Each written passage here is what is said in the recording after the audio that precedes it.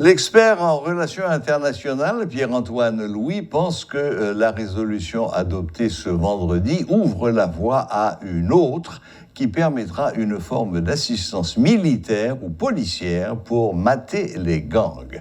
Selon lui, il s'agit d'une première tentative des États-Unis et du Mexique qui vont devoir maintenant convaincre la Chine qui a précédemment émis des réserves, ce qu'il pense possible. Suivons l'analyse de Pierre-Antoine Louis. Au fait, le système international travaille en fonction de formules. Il y a des formules classiques pour régler ces questions. Maintenant, l'observateur qui est peut-être un peu moins avisé peut trouver les formules qui sont utilisées un peu bizarres. Mais cependant, l'on a affaire à la diplomatie, l'on a affaire à l'état de droit, l'on n'a pas affaire à des situations où on peut s'imposer comme on veut. Il existe une résolution 2645 qui, en son article 3, prie le gouvernement haïtien de faire l'état de la situation politique dans les 90 jours suivant son adoption. C'était le 17 juillet. 2.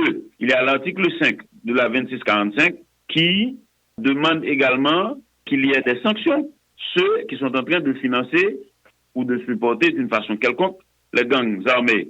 Mais c'est ce qui a été fait aujourd'hui. C'était prévu à la résolution 2645 qui précède la 2653 qui vient d'être adoptée. 3. L'article 10 de la 2645 demande également que le BINU et le gouvernement haïtien fournissent aux Nations Unies un rapport sur les capacités de la police nationale d'Haïti à mater l'insécurité qui existe actuellement. Donc, il y avait 3 échéances qui ont été discutées le 17 octobre. Une de ces échéances, c'était sanctions.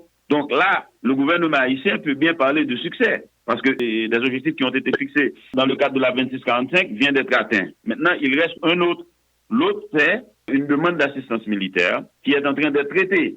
Maintenant, ce que les Haïtiens qui sont impatients, c'est pas une question simple. Nous sommes en train de demander à des pays qui ont leurs propres problèmes de venir nous secourir. Ce n'est pas quelque chose qui va se faire du jour au lendemain. C'est un processus réfléchi qui exige, comme l'avait fait le représentant de la Chine à la réunion de lundi 17, que certaines questions soient élucidées.